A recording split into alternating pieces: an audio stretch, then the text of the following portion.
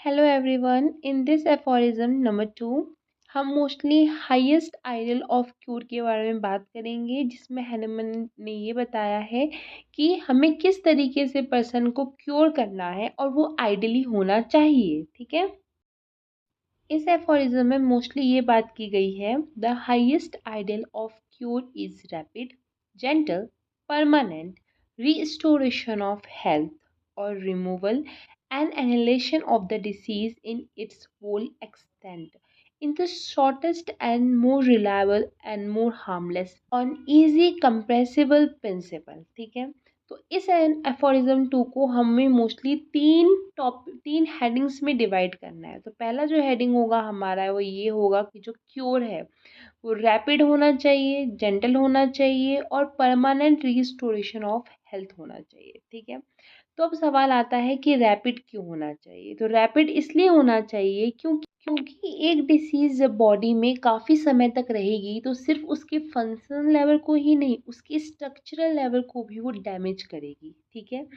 तो इस वजह से जितना जल्दी हो सके हमें डिसीज़ को क्योर करना है और जेंटली क्योर करना है, क्योंकि ऑलरेडी जो पर्सन आपके पास आया है वो ऑलरेडी उस डिसीज़ की वजह से बहुत सफ़र कर रहा है। तो अगर आप उसे ट्रीटमेंट भी ऐसा दोगे जिसमें उसको सफ़र होगा तो वो आइडली क्योर नहीं माना जाएगा। ठीक है, और परमानेंट रिस्टोरेशन ऑफ हेल्थ देना है, मतलब टेम्परेरी रिलीफ नहीं देना है उसको।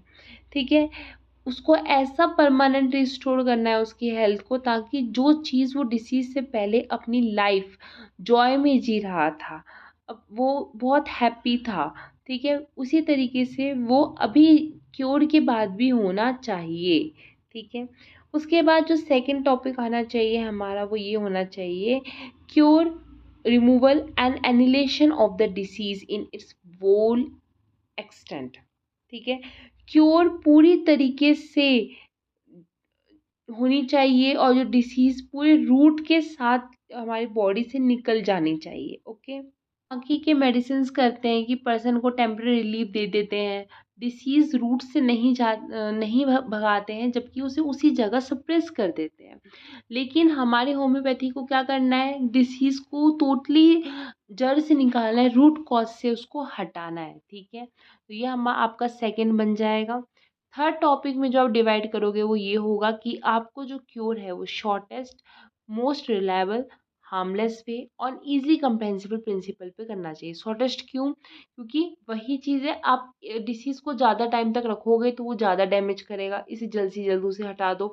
मोस्ट रिलायबल मतलब जैसे नेचर, नेचर हर चीज़ परमानेंटली फिक्स्ड है, जैसे नेचर रिलायबल है उसी तरीके से हमारे क्योर भी एक रिलायबल होना चाहिए और उससे किसी भी पर्सन को हार्म नहीं होना चाहिए। ठीक है, हमारी बॉडी को हार्म नहीं होना चाहिए। ठीक है, एंड इजी कंप्रेहेंसिबल प्रिंसिपल मतलब सबको समझ आना चाहिए।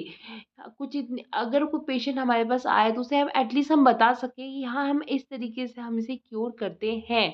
ठीक है, सो ये सारी चीज़ें आपकी इस सेकेंड एफोरिज्म में आ जाएगी। That's it guys, I hope this video is very helpful for you. Thank you.